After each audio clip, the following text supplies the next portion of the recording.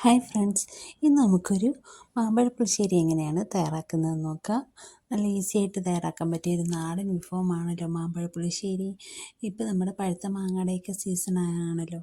അപ്പോൾ നമുക്ക് എങ്ങനെയാണ് നാടൻ മാങ്ങ വെച്ചിട്ട് ഒരു മാമ്പഴ പുളിശ്ശേരി തയ്യാറാക്കുന്നതെന്നൊന്ന് നോക്കാം.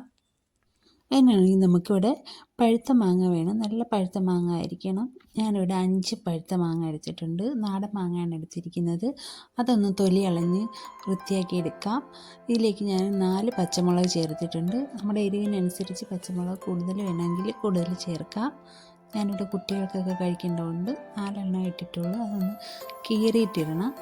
പിന്നെ ഞാനിതിനകത്തേക്ക് ചേർത്തിരിക്കുന്നത് മഞ്ഞൾപ്പൊടിയാണ്. ഒരു 1/4 ടീസ്പൂൺ മഞ്ഞൾപ്പൊടി ചേർത്തിട്ടുണ്ട്. പിന്നെ ആവശ്യത്തിന് ഉപ്പ്, വെള്ളം ഇത്ര ഒഴിച്ചൊന്ന് നല്ലപോലെ ഒന്ന് കൈ കൊണ്ടോ സ്പൂൺ കൊണ്ടോ ഒന്ന് മിക്സ് ചെയ്തെടുക്കാവുന്നതാണ്. നല്ല പഴുത്ത മാങ്ങ ആയിരിക്കുമ്പോഴായിരിക്കും നമ്മുടെ മാമ്പഴ പുളിശ്ശേരിക്ക് നല്ല ടേസ്റ്റ് കിട്ടുന്നത്. ഇനി നമുക്കിതൊന്ന് നല്ലപോലെ ഒന്ന് വേവിച്ചെടുക്കാം. ഞാൻ വേറൊരു ചട്ടിയിലേക്ക് മാറ്റുന്നുണ്ട്. ഇതൊന്ന് വേവിച്ചെടുക്കാൻ പോവാണ്. ഒന്ന് അടച്ചു വെച്ച് വേവിക്കാം. ഒരു 10 മിനിറ്റോളം വേവണം ഇത്. അപ്പോഴത്തേക്ക് നമുക്ക് ഇതിലേക്കുള്ള അരപ്പൊന്ന് തയ്യാറാക്കിയെടുക്കാം. അതിനായി ഞാനൊരു മിക്സിയുടെ ജാർ ഇവിടെ എടുത്തിട്ടുണ്ട്. അതിലേക്ക് നമുക്ക് ആവശ്യത്തിന് തേങ്ങ ഇട്ട് കൊടുക്കാം. പിന്നെ വേണ്ടത് മഞ്ഞൾപ്പൊടിയാണ്. നമ്മൾ മാങ്ങ വേവിക്കാൻ വെച്ചതിനകത്ത് മഞ്ഞൾപ്പൊടി ചേർത്തിട്ടുണ്ട്. അതുകൊണ്ട് ഒരുപാട് വേണ്ട, ഒരു ചെറിയൊരു കളർ കിട്ടുന്നുണ്ട്. പിന്നെ ഞാൻ ചെറിയ ജീരകമാണ് ഇവിടെ എടുത്തിരിക്കുന്നത്. ഒരു 1/4 ടീസ്പൂണോളം എടുത്തിട്ടുണ്ട്. ആവശ്യത്തിന് വെള്ളം ഒഴിച്ച് കൊടുക്കുക, അരയ്ക്കാനുള്ള വെള്ളം. പിന്നെ ഞാനൊരു 2 കൊച്ചുള്ളിയും കൂടി ഇട്ട് കൊടുത്തിട്ടുണ്ട്. ഇനി നമുക്ക് നാടൻ തൈര് വേണം. മിക്സിയിൽ അടിക്കേണ്ട ആവശ്യമില്ല. കുപ്പിയിലെ ആണെങ്കിൽ അതൊന്ന് കുലുക്കിയെടുത്താൽ മതി. ഇപ്പോൾ നമ്മുടെ മാങ്ങ ഇവിടെ വെന്തിട്ടുണ്ട്. അതിലേക്ക് നമുക്ക് അരച്ച് വെച്ചിരിക്കുന്ന അരപ്പൂടെ ചേർത്ത് കൊടുക്കാം. അത് നല്ലപോലെ ഇളക്കി കൊടുക്കുക. ഇനി ഞാനിവിടെ ചേർത്ത് കൊടുക്കുന്നത് 1 ടീസ്പൂണോളം ഉലുവാപ്പൊടിയാണ്. വറുത്ത് പൊടിച്ചെടുത്ത ഉലുവാപ്പൊടിയാണ്. ഇനി നമ്മുടെ ഒരു ടേസ്റ്റ് മേക്കറായിട്ടുള്ള ഒരു ഐറ്റമാണ് ചേർക്കുന്നത്. ശർക്കര പൊടിച്ചതാണ്. ഇനിയിപ്പോൾ ശർക്കര ഇല്ലെങ്കിൽ കുഴപ്പമില്ല, പഞ്ചസാര ഈ 1 ടീസ്പൂണോളം ചേർത്ത് കൊടുത്താൽ മതി. അപ്പം നല്ലൊരു ടേസ്റ്റ് ആയിരിക്കും. ഞാൻ ഈ അരപ്പൊഴിച്ച് ഒന്ന് ചൂടാക്കി എടുക്കുന്നുണ്ട്.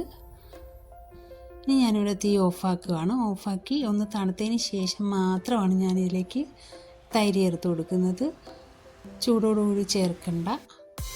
ജസ്റ്റ് ഒന്ന് തണുത്തതിന് ശേഷം മാത്രം തൈര് ഒഴിച്ച് നല്ലപോലെ ഒന്ന് ഇളക്കിയെടുക്കാം. ഇനി നമുക്കിതിലേക്ക് താളിച്ചൊഴിച്ചാൽ മതി. ഞാനൊരു ചട്ടിയോടെ വെക്കുന്നുണ്ട്, അതൊന്ന് താളിച്ചൊഴിക്കാൻ വേണ്ടിയിട്ട്.